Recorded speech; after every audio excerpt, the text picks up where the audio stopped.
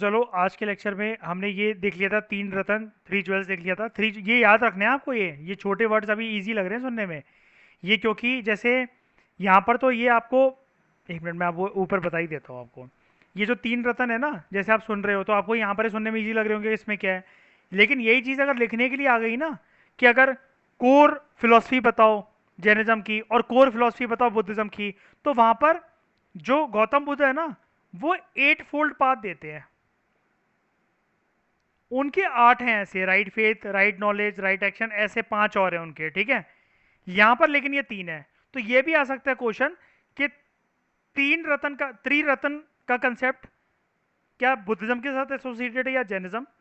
Eight fold path का concept क्या Buddhism के साथ एसोसिएटेड है या जैनिज्म। तो याद रखना, तीन रतन जैनिज्म के साथ, एट फोल्ड पाथ बुद्धिज्म के साथ।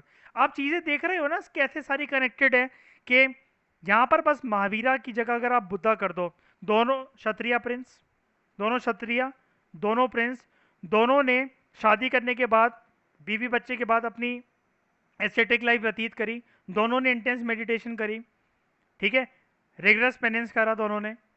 बस यहां पर वर्ड क्या चेंज हो जाएगा, इन्होंने अटेन करा केवाला, ठीक है, ओमनीसेंस, उन्होंने अटेन करा एनलाइटनमेंट। शब्दों का खेल है बस। यहां पर तीन रतन, वहां पर एट फोल्ड पाथ, ठीक है, ये चीज है। हाँ, इनके टीचिंग्स में फर्क आ सकता है। ये बहुत इंपॉर्टेंट क्वेश्चन है कि टीचिंग्स जो है बुद्धिज्म की और जैनिज्म की वो क्या है। जैसे अब हम यहाँ पर देखेंगे, जब हम बुद्धिज्म की तरफ आएंगे ना, क्या गौतम बुद्ध ने कोई ऐसी चीज बोली, मुझे बताओ जरा अलंकृता, ये वाला पॉइंट, क्या गौतम बुद्ध ने ऐसा बोला अगर बुद्धिज्म यहाँ पर होता है कि गॉड को उन्होंने डिनाई करा as the creator of universe. बताओ, बताओ, क्या बुद्ध ने बोला कि गॉड जैसी कोई चीज नहीं होती है, he is not the creator of universe. नहीं ना। यहाँ पर देखो मेजर डिफरेंस आ जाता है। तो ये जब डिफरेंशिएट करने को आएगा ना, इसलिए मैं आपसे कह रहा हूँ कि एनालिटिकल पावर जरूरी होनी चाहिए। एनसीआर स्टैंडर्ड बुक भले ही मत पढ़कर जाओ, पेपर उससे भी हो जाता है, लेकिन एनसीईआरटी बहुत इंपॉर्टेंट है। ये सिक्स क्लास की है तमिलनाडु की, लेकिन भाई ये प्राण निकाल सकती है किसी के भी। और ज़्यादा ही अगर किसी को कॉन्फिडेंस है तो पूरी एनसीईआरटी उठाओ, इसके अंदर जितने चैप्टर्स हैं सबका मुझे टेस्ट दे दो, मैं मान जाऊंगा कि बहुत ईजी है ये क्वेश्चन, लेकिन मेरे लेवल के होंगे जैसे मैं बनाऊंगा। जैना कोड ऑफ कंडक्ट, ठीक है। जैन कोड ऑफ कंडक्ट मतलब how you should spend your life, या फिर आपकी लाइफ के रूल्स रेगुलेशंस और प्रिंसिपल्स क्या होने चाहिए, रूल्स रेगुलेशंस और प्रिंसिपल्स क्या होने चाहिए। महावीरा ने अपने भक्तों को, अपने फॉलोअर्स को बोला कि तुम एक ऐसी जिंदगी व्यतीत करो जो वर्चुअस हो, जिसका मीनिंग हो, जो इम्पैक्टफुल हो काफी ज्यादा तुम्हारे लिए भी और आने वाली जनरेशन के लिए भी। तो इस तरीके की अगर आपको ऐसी लाइफ बितानी है जो जो कि भरपूर हो, किस चीज से, आपकी जिंदगी के अंदर मॉरल प्रिंसिपल्स बहुत बेहतरीन हो, साउंड मॉरल प्रिंसिपल्स, तो ऐसी लाइफ व्यतीत करने के लिए वर्धमान महावीरा ने बोला, प्रिय भक्तों, मैं तुम्हें पांच मेजर प्रिंसिपल्स बोल रहा हूं, अगर तुम इसको फॉलो करते हो, तुम्हारी लाइफ में मीनिंग और पर्पस दोनों का फ्लेवर आ जाएगा, और फिर तुम्हारी जिंदगी मीनिंगलेस नहीं रहेगी। Your life will have a certain meaning and purpose. तो भक्तों ने पूछा क्या, उन्होंने बोला सबसे पहले आप लोगों को फॉलो करना है अहिंसा का पाथ। आपको किसी भी जीवित, किसी भी जीव जंतु को, जीवित चीज को, या फिर अगर वो अजीवित भी हो, वैसे तो नॉन लिविंग की भी इन्होंने बात करी थी, आपको उसे इंजर नहीं करना, कभी किसी को चोट मत पहुंचाओ, अपने जबान के टेस्ट के लिए नॉनवेज मत खाओ। ये आपकी रिस्पॉन्सिबिलिटी नहीं है कि दुनिया में मुर्गी बढ़ जाएंगी तो आपको कम करने, फिर तो यार बांटते जाओ पापा का घड़ा, फिर तो कोविड आता है और एक ही बार में सरकार लेगा सबको एक ही साथ। फिर तो ये एक देखो ना, इंसान ये कहता है कि मुर्गियां मर जाएंगी तो हम कहाँ रहेंगे, तो इसलिए हम चिकन खा रहे हैं। एक ऐसा कीटाणु चलाया जिसको आंखों से देख भी नहीं सकते थे, और एक साथ इतनों को वाइप आउट कर डाला उसने। कर्मा तो बोलता है, कर्मा तो बोलेगा ही, ये नहीं होगा तो कुछ और आएगा।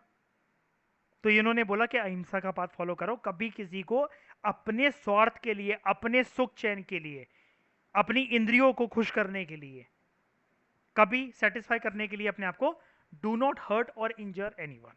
अहिंसा का रियल मतलब ये नहीं होता कि मैं किसी को, आपको चांटा ही मार दूं और मेरी उंगलियां छप गई और आपकी बेइज्जती हो गई। मेरे शब्द भी आपको हर्ट नहीं करने चाहिए, वो भी इंजरी एक तरीके से।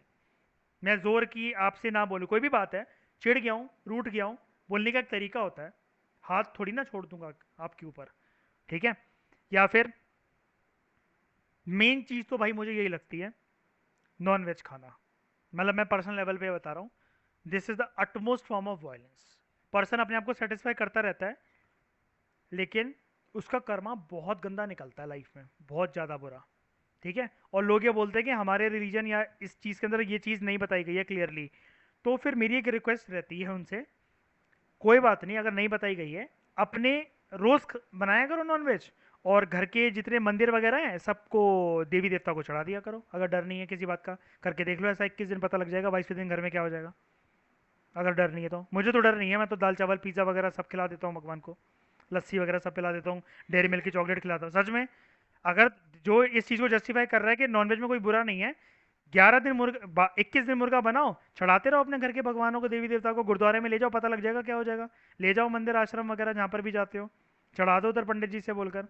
जिंदा वापस आ गए तो मुझे बता देना अच्छे से, या 22वें दिन अगर घर में शांति रही तो मुझे बता देना, फिर मैं तो पूरी लाइफ तुम्हारा खर्चा उठा लूंगा नॉनवेज का। दूसरा होता है सत्य, सच बोलो हमेशा। ठीक है, ये I don't believe in this, मुझे पसंद नहीं है टीचिंग। उसके बाद तीसरा आस्ते, नॉट टू स्टील। ठीक है, चोरी चकारी नहीं करनी चाहिए। आप परिग्रह, ठीक है, आप परिग्रह, इसका मतलब ये होता है आप प्रॉपर्टी वगैरह ओन मत करो। इंसान भागता रहता है, ठीक है, एसेट्स इकट्ठे करने को, घर, गाड़ी, बंगला। जैना लोगों का ये मानना है, जैनिज्म की टीचिंग ये है, जो जो 5 मॉरल प्रिंसिपल्स है ना, कि आप प्रॉपर्टी वगैरह जोड़ने के ऊपर, मतलब इसमें बिलीव मत करो, you should not own property. ठीक है, मैं इस चीज़ में भी नहीं मानता, मैं इसमें एग्री नहीं करता। और ब्रह्मचर्य, सेलिबेसी ऑब्जर्व करो। सेलिबेसी का मतलब ये होता है abstinence from sexual activity, do not indulge in sexual pleasures. ठीक है, do not indulge in sexual pleasures, ये इनका मानना है। ठीक है, लेकिन यहां पर एक बात मैं आपको क्लियर करना चाहूंगा, ये सारी बातें ना तब फॉलो होती हैं जैसे इंसान ना एक शुरू से एक डिजायर और फैंटेसी वाला पर्सन बॉर्न होता है ना। तो यहाँ पर ये नहीं होता कि आप पैदा हुआ और डायरेक्टली ये सब करने लगो, करने लग सकते हो, लेकिन अगर आप इनके बैकग्राउंड देखो, इन सब ने भाई they were prince, luxurious life, materialistic world में रहे हैं, शादी करी है, बच्चे बेटियां पैदा करी है, उसके बाद they were leading this kind of life. तब ये चीज होती है, और ये चीज हिंदुज्म के अंदर ना 4 आश्रम अभी मैंने आपको बताए। आश्रम कुछ नहीं होता, आश्रम ये वो जाने वाले आश्रम नहीं होते दिवजोत, ये रूल्स होते हैं, प्रिंसिपल्स होते हैं, कंडक्ट होते हैं। जैसे हम लोग पढ़ रहे हैं जैना कोड ऑफ कंडक्ट, वैसे हिंदुज्म के अंदर हिंदू कोड ऑफ कंडक्ट क्या होना चाहिए, तो उसको 4 आश्रम कहते हैं। यहाँ पर जैसे 5 प्रिंसिपल्स हैं, ऐसे बुद्धिज्म के अंदर भी होते हैं, बुद्धिस्ट कोड ऑफ कंडक्ट। और उधर भी ये वाली बात करी जाती है सेलिबेसी की, एब्सटेंस फ्रॉम सेक्सुअल एक्टिविटी। अब यहाँ पर मैं आपको एक पर्सन से इंट्रोड्यूस करवाना चाहता हूँ, गौतम स्वामी। ठीक है, गौतम स्वामी चीफ डिसाइपल थे महावीरा के। चीफ डिसाइपल का मतलब क्या, इसका मतलब क्या आशिमा, चीफ डिसाइपल थे मतलब इसका क्या मतलब होगा?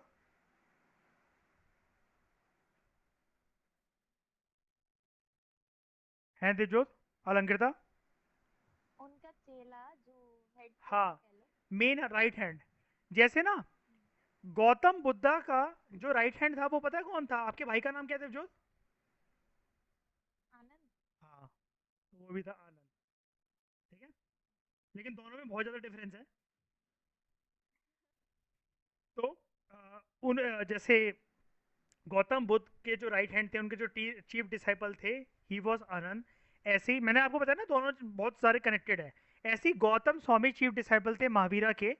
इन्होंने महावीरा की टीचिंग्स को कंपाइल करा था, ठीक है, एक बुक के अंदर लिखकर, जिसको बोला जाता है अगम सिद्धांत। जिसको बोला जाता है अगम सिद्धांत। ये बुक का नाम याद रखना, आ सकता है कि अगम सिद्धांत किससे रिलेटेड है, ये याद रखना इंपॉर्टेंट है, काफ़ी ज़्यादा है, बहुत कम जगह मिलेगी आपको ये। और कल हमने एक चीज़ पढ़ी थी, याद रखो, जैना के टेक्स्ट को वैसे ना लिटरेरी सोर्सेज को इनकी कहा जाता है अंगास। ठीक है, अंगास, और इसी से आप ए अंगास से याद रख सकते हो, थोड़ा सा रिलेट, जैसा भी आप बना रहे हो अपने दिमाग में, अगम सिद्धांत। लेकिन ये अगम सिद्धांत की स्पेशल बात ये है, it was a Jain text, okay. लेकिन यहां पर टीचिंग्स कंपाइल थी 24 तीर्थंकर में से वर्धमान महावीरा की टीचिंग्स कंपाइल थी। अपने दिमाग को बहुत ज्यादा शार्प रखना ऐसे क्वेश्चंस को सॉल्व करते हुए। ये भी आ सकता है कि अगम सिद्धांत जो था it is related to the teachings of Jainism. ठीक है भाई, ये वाली स्टेटमेंट ठीक है। It is related to the teachings of first tirthankar, बिल्कुल गलत, बिल्कुल गलत। It is related to the teachings of 24th tirthankar, सही। It is related to the teachings of last tirthankar, वो भी सही। It is related to the teachings of Rishabh, गलत। दीपांकर, गलत। महावीरा, बिल्कुल सही। It was compiled bye Gautam Swami या फिर कोई और नाम आ गया अगर, तो वो गलत है, गौतम स्वामी सही है। ऐसे मल्टीपल एंगल से क्वेश्चन फ्रेम करके चला करो। यही क्वेश्चन ऐसे मैं टेस्ट वगैरह में देता हूँ ये करके, ठीक है। समझ गए ना कितनी, देखो एक छोटी सी 3 लाइनों का टेक्स्ट है, लेकिन बहुत सारी चीजों से नहीं पूछा जा सकता, क्या बताना जरा, ये चीज है। फिर बात करते हैं, जैसे जैसे वक्त आगे बीता तो जैनिज्म ना स्प्लिट हो गया 2 स्कूल्स ऑफ थॉट में। एक था दिगंबर, दूसरा श्वेतंबर। जैनिज्म 2 सेट्स में स्प्लिट हुआ। सबसे पहले बात करते हैं दिगंबर की। सबसे पुराने जो जहां से स्टार्टिंग हुई थी ना जैनिज्म की, सबसे पुराने यही हैं, ओल्डेस्ट दिगंबर। ये क्वेश्चन बन सकता है अपने आप में कि इनमें से पुराना कौन है, दिगंबर। दिगंबर जो है वो ऑर्थोडॉक्स है, और ऑर्थोडॉक्स कोई भी चीज आपको पता है it is related to the oldest form, और ये कंजर्वेटिव फॉलोअर होते हैं। जो साधु संत या साध्वी होती हैं, मंक्स या नन्स, जो दिगंबर सेट से बिलोंग करते हैं, वैसे ज्यादातर यहाँ पर इस सेट के अंदर ना मेल्स ही होते हैं। फीमेल्स ये चीज ज्यादातर फॉलो नहीं कर सकती थी इंडियन सबकॉन्टिनेंट में परंपरा को फॉलो करने के लिए, तो इसलिए वो श्वेतंबर क्लैन में आपको ज्यादा देखने को मिलती है फीमेल, याद रखना। अगर आपसे पूछा जाए ना कि ये दिगंबर और श्वेतंबर में ज्यादा फीमेल्स को देखने को मिलती है, तो यहाँ पर एक आप लॉजिक मार सकते हो वैसे, पता है क्योंकि जो मंक्स होते हैं ना दिगंबर सेक्ट के, वो कुछ पहनते नहीं है, they do not wear any clothing, और वो बिना कपड़ों के नेकेड, मतलब नेकेड फॉर्म में रहते हैं वो हमेशा, कभी कोई कपड़ा नहीं डालते हैं। अब औरतों के लिए ये चीज़ करना इंडियन सबकॉन्टिनेंट में मतलब पॉसिबल थी नहीं, कि अगर तुम्हें भक्ति करनी है, कुछ कुछ ने करा होगा, लेकिन ज्यादातर 90% आपको श्वेतंबर क्लैन ग्रुप के अंदर देखने को मिलेंगी, ठीक है। और ये ना इनकी जो टीचिंग्स होती है ना, आशिमा लंगरता और दिवजोत, ये बहुत ही ज्यादा आप कह लो कि एक एक्सट्रीम फॉर्म में जाती है इनकी। जैसे जो अगर आप दिगंबर सेक्ट से बिलोंग करते हैं, ठीक है, दिगंबर सेक्ट या ग्रुप से जो बिलोंग करते हैं, they are forbidden to have any kind of possessions. आप कुछ नहीं रखोगे। अब कुछ नहीं रखोगे कि कहने का क्या मतलब है, कपड़े तक नहीं रखने आपको अपने शरीर के ऊपर। फॉरगेट प्रॉपर्टी, लग्जूरियस खाना, गाड़ियां, बंगलो, कपड़े तक नहीं रखने यार, ठीक है। अब देखो यहां पर एक और बात थी कि विमेन ने इनको ज्वाइन क्यों नहीं करा। एक तो आप लॉजिक ये मारना अपने आंसर के अंदर या इंटरव्यू के अंदर कि ये पोजीशन सबको छोड़ने के लिए कहते हैं और कपड़े भी छोड़ने के लिए कहते हैं, तो सर ये चीज तो औरतों के लिए पॉसिबल नहीं है, बहुत ज्यादा औरतों के लिए। उसके अलावा बेइज्जती कर दी यार औरतों की, कैसे। Digambar believe that women cannot achieve निर्वाण या फिर लिबरेशन डायरेक्टली, ये डायरेक्टली नहीं कर सकती, औरतें नहीं कर सकती डायरेक्टली मोक्ष की प्राप्ति, ठीक है। ये एक क्लैन हो गया, ये एक पहला क्लैन हो गया दिगंबर, ठीक है। ये होते हैं ये वाले न्यूड बाबा जो होते हैं, ठीक है। फिर बात करते हैं व्हाइट क्लैन की, जो कि हैं यहां पर आप देख रहे हो श्वेतंबर। इसको इनको देखते हैं। श्वेतंबर को थोड़ा सा प्रोग्रेसिव माना जाता है एज कंपेयर टू दिगंबर। जो मंक्स होते हैं श्वेतंबर सेट के, वो ना वाइट रोब्स पहनते एक तरीके से, मतलब जैसे शॉल वगैरह, मतलब जो हो गई वो पहनते हैं, ठीक है। अब इनको एक परमिशन होती है, क्या, ये ना एक झाड़ू रखते हैं अपने पास, ठीक है, वुलन थ्रेड्स की, जिसको हम लोग कहते हैं रजोहरान। रजोहरान अभी दिखाता हूं ये कैसी होती है। जब ये कहीं पर भी बैठते हैं ना, इस झाड़ू को लगाकर एक तरीके से ऐसी स्टिक, ब्रूम स्टिक होती है, यहां पर ये वूल की बनी हुई है, इसका स्पेशल नाम बस आप ये याद रखना, इसका स्पेशल नाम होता है रजोहरान, ठीक है। ये जहां पर भी बैठते हैं ना, इसको साफ करके बैठते हैं इससे जमीन को, ताकि कीटाणु वगैरह जहां पर भी हो ना, वो हमारे बैठने से मरे ना, या कोई चींटी वगैरह अगर हो जो हमें दिख ना रही हो वो हट जाए। इसके बाद दे बिलीव इन कि हम लोग दान पाकर खाना खा सकते हैं, तो उनके पास एक बेगिंग बॉल होता है और इसके अलावा ये एक किताब रख सकते हैं। सिर्फ 3 चीजें रख सकते हैं अपने साथ, ये बेगिंग बॉल, बुक एंड रजोहरान। और रजोहरान क्या है? कुछ नहीं, एक झाड़ू है जिसके जो धागे हैं आगे सीखे हैं वो वुलन थ्रेड्स की हैं। श्वेतंबर ये मानते हैं कि जितना ज्यादा मर्द कैपेबल हैं मोक्ष की प्राप्ति के लिए, उतना औरतें भी उतनी कैपेबल हैं। कोई लिमिटेशन नहीं है औरतों के ऊपर कि वो मोक्ष की प्राप्ति ना कर सकें, ऐसा कोई रीजन नहीं है। ठीक है, अब मैं आपको रजोहरान दिखा देता हूँ एक बारी। यहाँ पर देखो, अगर आप किसी जैन टेम्पल गए हो या आपने किसी श्वेतंबर क्लैन के साधु संत महात्मा को देखा है, तो ये झाड़ू इनका बहुत ज़्यादा पवित्र मानी जाती है। ठीक है, आज इसको सीख लो। ये देखो वुलन आगे है ना, थ्रेड वो करके, तो ये इसका पर्पस क्या होता है अगर मैं आपको यहाँ पर दिखाऊं, तो यहाँ पर आपको देखने को मिलेगा it is a wide broom Jain monks जो यूज़ करते हैं to brush insects away from an area before they sit, बैठने से पहले। ठीक है, ये एक मार्क होता है कि ये फॉलो कर रहे हैं नॉन वॉयलेंस की बात को, कि वॉयलेंस नहीं कर रहे कि अपने बैठने के सुख के चक्कर में बेजुबान लाचारे बेचारे जीव जंतुओं की इन्होंने हत्या कर दी। कोई मच्छर है वहाँ पर, कोई कीड़ा मकोड़ा है या कुछ भी है, तो एक तरीके से आराम से उसको झाड़ कर बैठते हैं। ठीक है, और ये श्वेतंबर क्लैन के जो लोग होते हैं they are permitted to carry, बताया ना मैंने, ये बुक्स रख सकते हैं अपने पास, और बेगिंग बॉल मतलब जैसे आप ये देख रहे हो चाय वगैरह और वो करके, और ये रजोहरान, तीनों चीज़ें हैं इसके अंदर। मैं ओपन कर देता हूँ, ये देखो बुक, बुक, रजोहरान और ये बेगिंग बॉल। इसमें मतलब आपको इनको कुछ अगर रखना है तो अगर आपको ये दिखा दूँ जैनिज्म का बेगिंग बॉल, ये देखो। ठीक है, कैसा भी हो सकता है ये तो मतलब वो सिर्फ उसके लिए रेफरेंस के लिए है, कैसा भी हो सकता है। ये रहा, और दिखाता हूँ, एक चीज़ और दिखाता हूँ।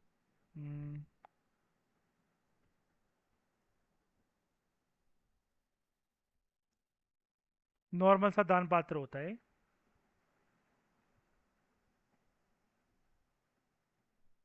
ठीक है, समझ गए होगे, ये नॉर्मल सा बोल है, कुछ नहीं है। ठीक है, सिंपल सोबर बोल है।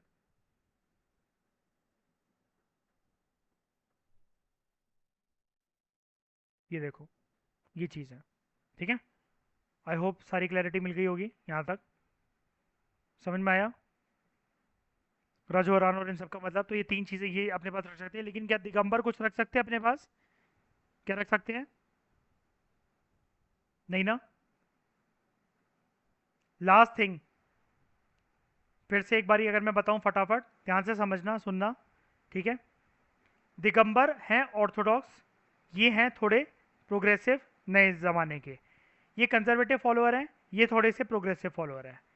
ठीक है, मंक्स जो होते हैं दिगंबर सेट के, वो कहते हैं कि सारी पोजीशन सब कुछ त्याग दो, इवन अपने कपड़े भी त्याग दो और निकट रहो। लेकिन ये बोलते हैं कि नहीं, सब कुछ नहीं त्यागना है, 3 चीज़ें आप अपने साथ रख सकते हो, 4 है बल्कि, जैसे आप एक सफ़ेद कपड़े पहन सकते हो, आप रजो हरान रख सकते हो अपने पास दूसरा, बेगिंग बॉल तीसरा, और एक किताब रख सकते हो, पहन सकते हो, मतलब कपड़े 4 चीज़ें हैं जो कि ये बोलते हैं आप अपने साथ रख सकते हो।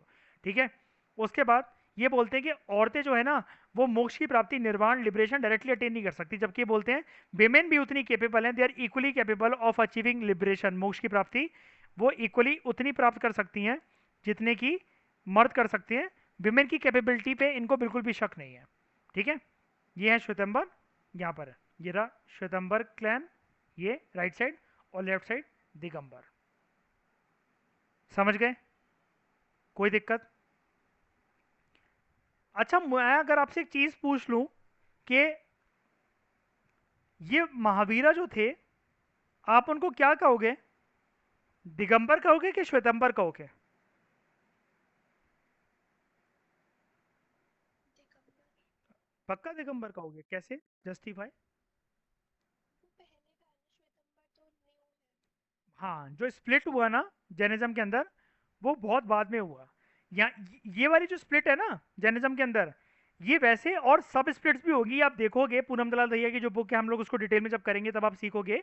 लेकिन भाई बुद्धिज्म के अंदर जो स्प्लिट होती है ना, वो बहुत ड्रास्टिक स्प्लिट्स होती हैं, बहुत सारी स्प्लिट है बुद्धिज्म के अंदर। बड़े सारे स्कूल्स हैं, हीनायान, महायान, वज्रयान, थेरावाड़ा, बहुत सारे स्कूल्स हैं, किसी के नाम दूसरे हैं, किसी के और भी हैं, उसके अंदर भी फर्दर क्लासिफिकेशन है। तो ये चीज़ें साइमल्टेनियसली कवर करते चलना, ठीक है। और कल की क्लास में हम लोग नहीं, एक और चीज़ ख़त्म कर लेते हैं यहाँ पर। रीज़न क्या था, reasons for the spread of Jainism, ये स्प्रेड क्यों होगा, क्यों हुआ, और स्प्रेड हुआ इसका मतलब क्या है, यहाँ पर आप सबसे पहले चीज़ सीखो कुछ मेन रीजन जिसकी वजह से जैनिज्म स्प्रेड हुआ। स्प्रेड इसका मतलब वाइड एक्सेप्टेंस थी जैनिज्म की इंडिया के अंदर। सबसे पहले तो जब भी आपको मासेस को कनेक्ट करना है ना, और जनता को अगर आप अट्रैक्ट करना चाहते हो कि वो आपकी बात सुने, तो आपको जनता से, जनता की भाषा में कनेक्ट करते हुए उनसे बात करनी चाहिए। तो इन्होंने सबसे पहले तो लोगों की लैंग्वेज में उनसे बात करी, लोगों की कनेक्ट करा लोगों से, अपने आप को उन्हीं की लैंग्वेज में उनसे बात करी। इनकी टीचिंग्स को काफ़ी ज़्यादा इंटेलिजिबल माना गया, जिसको कॉमन मासेस रिलेट कर सकते थे कि हाँ सही तो बोल रहे हो। कई लोगों ने जैसे इनको ये इस बात को भी माना कि हाँ गॉड एग्जिस्ट नहीं कर सकते हैं, क्योंकि हमने एक तरीके से उनको अपने नेकेड आई से देखा कहाँ है, तो हम कैसे मान लें, ठीक है। और सबसे बड़ी बात तो ना, चाहे आप बुद्धिज्म कह लो, चाहे जैनिज्म कह लो, चाहे सिखिज्म कह लो, इनके सिखिज्म को हम फिर भी यहाँ से हटाते हैं, लेकिन क्योंकि बात करते हैं सिर्फ और सिर्फ बुद्धिज्म और जैनिज्म की, यहाँ पर लोगों का जो विश्वास था इस टाइम पर 6th सेंचुरी बीसी में इनके ऊपर इसलिए था बहुत ज़्यादा, बिकॉज सारे के सारे लोग, एक तो सबसे पहले जितने लोग इनको इनको ज्वाइन करने वाले थे ना, वो वर्णा सिस्टम से काफ़ी ज़्यादा परेशान थे, और उसके सारे A to Z जो बातें हैं मैं कल की क्लास में बता ही चुका हूँ आपको। उसके बाद इनकी पॉपुलैरिटी का एक और रीज़न था कि इनको रूलर्स और ट्रेडर्स का सपोर्ट भी था, तो उनके लिए मोनास्ट्रीज वगैरह बनाना, रुकने की जगह बनाना, जैसे नेचुरल केव्स को कन्वर्ट करके एक तरीके से इनके रुकने के लिए मोनास्ट्रीज या फिर मेडिटेशन हॉल्स वगैरह कन्वर्ट करना, रूलर्स और ट्रेडर्स उसके लिए पैसा देते थे, ठीक है। और जैन मंक्स जो थे उनकी इज्जत काफ़ी ज़्यादा थी, वो बहुत ज़्यादा माने जाते थे, अच्छी खासी हस्तियां माने जाते थे वो, लोगों की लाइफ में चेंज लाने के लिए। जैसे इनकी जो मेडिटेशन की प्रक्रिया थी कि इंटेंस मेडिटेशन, इंटेंस मेडिटेशन पता है कितनी ज़्यादा ही करते थे। अब मैं आपको बताऊंगा वो सारे रीजंस बाद में, इनके डिक्लाइन के लिए भी रीजंस बने हैं जैनिज्म की, कि यार आप मेडिटेशन करने बैठे हो, अगर आपको कोई चीज़ काट रही है ना, जिसमें मतलब मान लो आपको कोई ना चूहा आके काट रहा है, पूरा वो मांस उतार रहा है आपका, कोई एक कीड़ा है जो कि आपको इतना काट रहा है कि आपके खून निकल गया, लेकिन आपको अपनी मेडिटेशन से उठना नहीं है। और you will be surprise to know, एक फैक्ट बताता हूं क्लास वाइंड अप करने से पहले, जो मौर्यन एम्पायर था ना, मौर्यन एम्पायर का फाउंडर चंद्रगुप्त मौर्य, चंद्रगुप्त मौर्य जो था, वहां पर उसने क्या कहते हैं, he was a follower of Jainism, ठीक है। बात याद है ना सबको, ये वाली चीज अश्वमेधंकृत याद है ना। दिवजोत आप सुनो इस चीज को, अशोका जो था इसका पोता, वो तो बुद्धिज्म का फॉलोअर था, लेकिन चंद्रगुप्त मौर्य इसका देखो ऐसा था, ये चंद्रगुप्त, बिंदुसार और अशोक। चंद्रगुप्त जो था ना वो जैनिज्म में मानता था, बिंदुसार जो था वो भी जैनिज्म में मानता था, और अशोका जो था वो मानता था बुद्धिज्म के अंदर। ये जो जैनिज्म के अंदर मानता था चंद्रगुप्त मौर्य, जो कि मैं बता रहा हूँ फाउंडर ऑफ मौर्यन एम्पायर, यहाँ पर एक ना इसकी मंक से मुलाकात होती है अपनी जिंदगी में, जिसका नाम होता है, क्या नाम होता है अलंकृता, उस मंक का क्या नाम होता है, भद्रबाहु। हाँ जी, भद्रबाहु से उसकी मुलाकात होती है एक मंक से, वो साउथ इंडिया जाता है, कहाँ पर जाता है अश्विमा, साउथ इंडिया में, भद्रबाहु कहाँ लेकर जाता है उसको, हाँ हाँ, श्रवण बेलगोला। कहाँ पर है श्रवण बेलगोला ये जगह, कर्नाटका। कर्नाटका। यहाँ पर पता है क्या होता है, अब कह लो कि चाहे मतलब इतना ज़्यादा इन्फ्लुएंस हो गया, या फिर कहते हैं ना कि बुद्धि परिवर्तन कर दी उसकी, जो भी कर दिया हो, चंद्रगुप्त मौर्य जब इसके इन्फ्लुएंस में आया जैनिज्म के, तो उसकी मंक से मुलाकात हुई, संत से, भद्रबाहु जो कि जैना मॉन्क था, वो इसको कर्नाटका में एक जगह लेकर जाता है श्रवण बेलगोला, और मेडिटेशन करवाता है।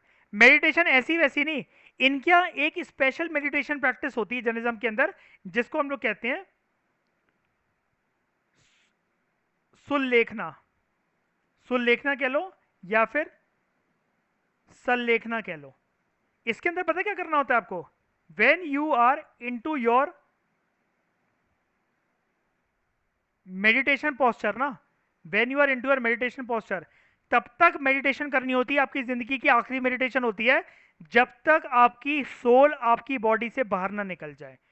और जब बड़े सारे मंक्स ना, जैसे जब ये संलेखना करने बैठ जाते थे, मतलब इसका मतलब वो अपने शरीर को छोड़ने के लिए रेडी हैं। चंद्रगुप्त मौर्य ने भी ऐसे ही अपना शरीर त्यागा था। एक इंपॉर्टेंट फैक्ट मैंने आपको आज बताया, तीन चार बातें भद्रबाहु की मदद से करा था उसने। श्रवण बेल गोला गया था, जो कि है कर्नाटका के अंदर। और जैनिज्म के अंदर एक स्पेशल मेडिटेशन टेक्निक होती है, प्रैक्टिस होती है, टेक्निक क्या प्रैक्टिस होती है, सुल्लेखना।